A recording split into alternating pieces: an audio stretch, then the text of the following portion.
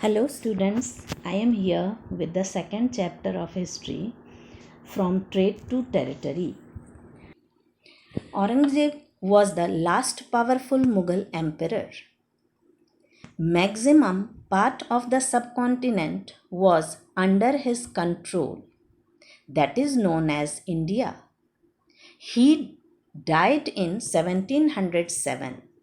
After his death, many Mughal emperors and big zamindars started declaring their authority and established regional kingdoms. By the second half of the 18th century, a new power emerged on the political horizon, that was the British. Initially, the Britishers came India as a small trading company. Later, they became masters of this vast empire. What made them to do so? How did they make it possible? This chapter is the answer of these questions. In 1600, the East India Company acquired a charter. Charter means document granting certain rights from the ruler of England, Queen Elizabeth I. It allowed East India Company to have sole right to trade with India. This meant that no other trading group in England could compete with East India Company. The objective of trade was to get the things at lesser price from India and other countries and sell it back in Europe at a higher price and earn the profit. So, buying things at lower price and selling things at higher price, this process is known as mercantile. The Royal Charter could not prevent other European powers from entering the eastern markets. Vasco da Gama, a Portuguese explorer, discovered the sea route to India in 1498. The Portuguese had their base in Goa. The Dutch and the French soon arrived on the scene.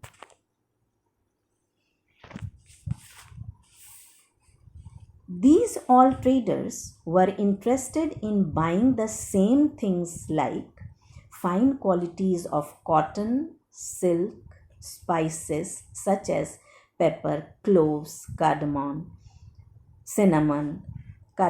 and cinnamon. Competition amongst the European companies pushed up the prices and reduced the profits. They started eliminating rival competitors by sinking each other's ships, blockading routes, and preventing rival ships from moving ahead. Thus, trade was carried on with arms and trading posts were protected through fortifications. This effort to fortify settlements and carry out profitable trade led to intense conflict with local rulers. The company, therefore, found it difficult to separate trade from politics. The first English factory was set up on the banks of the river Hooghly in 1651. This was the base from which the company traders, known as factors, operated. The factory had warehouse where goods for export were stored. The company persuaded merchants and traders to settle near the factory. They built strong fort around the factory. The company bribed Mughal officials to give the company zamindari rights over 3 villages. One of these was Kolkata. It also persuaded Aurangzeb to issue a farman, a royal order, granting the company the right to trade duty free. Aurangzeb granted only the company the right to trade duty free, but officials of the company who were carrying on private trade were expected to pay duty, but they refused. It caused an enormous loss of revenue for Bengal.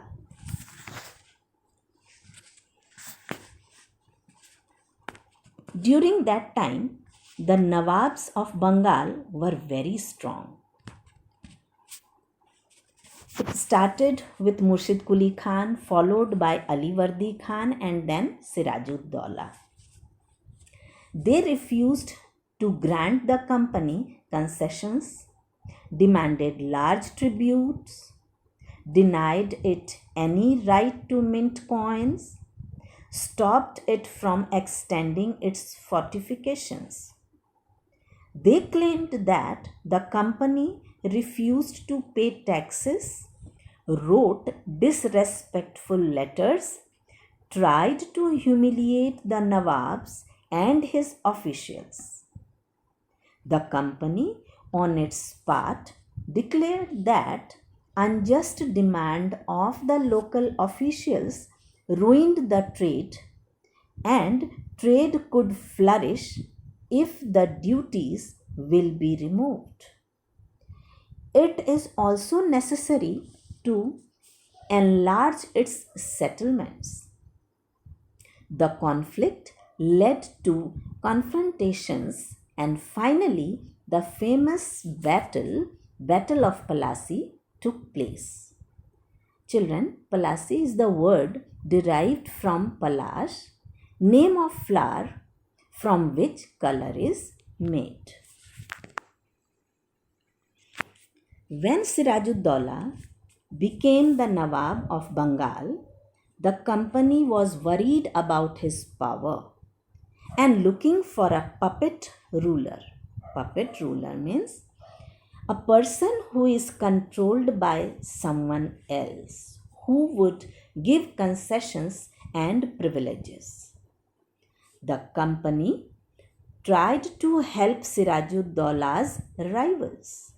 Sirajud-Daulah became infuriated and asked the company to stop meddling or interfering in political affairs, stop fortification, pay revenues, but they did not agree. Then the Nawab marched with 30,000 soldiers to the English factory at Kasim Bazar, captured the company officials, locked the warehouse, disarmed the Englishmen, and blockaded English ships.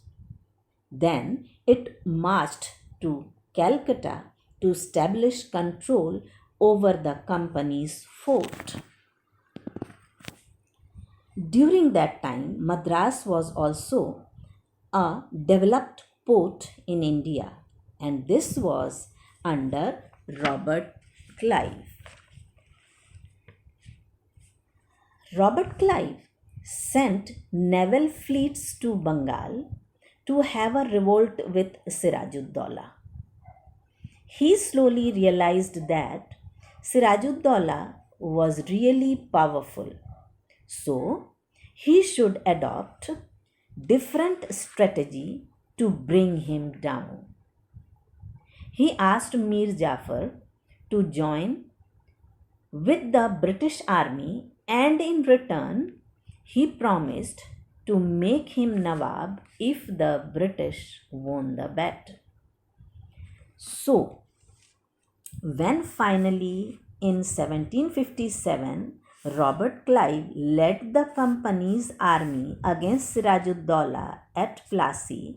The forces led by Mir Jafar never fought the battle. The Battle of Plassey became famous because it was the first major victory the company won in India. After the defeat of Plassey, Sirajud-Dowlah was assassinated and Mir Jafar was made the Nawab. Soon the company realized that the puppet Nawabs were not always helpful.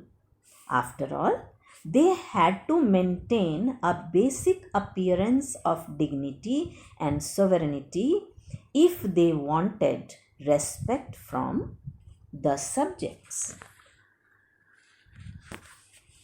When Mir Jafar protested, the company disposed him and installed Mir Qasim in his place. When Mir Qasim complained, he was defeated in a battle fought at Buxar in 1764, and Mir Jafar was reinstalled.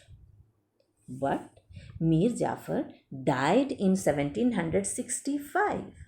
Then Clive declared that Britishers would be their own Nawabs. They decided that they should not only trade but should hold the territory.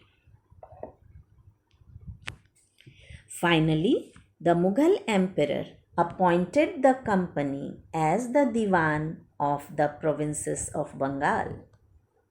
This allowed the company to use the vast revenue resources of Bengal. From early 18th century, its trade with India had expanded, but it had to buy most of the goods in India with gold and silver imported from Britain. After the Battle of Plassey, it slowed down and entirely stopped after assumption of Diwani. Now, revenue from India could finance company expenses such as purchasing cotton and silk textiles, maintain company troops, building company forts and offices at Calcutta. Rest part of the chapter will be taught in the next videos, children. Thank you.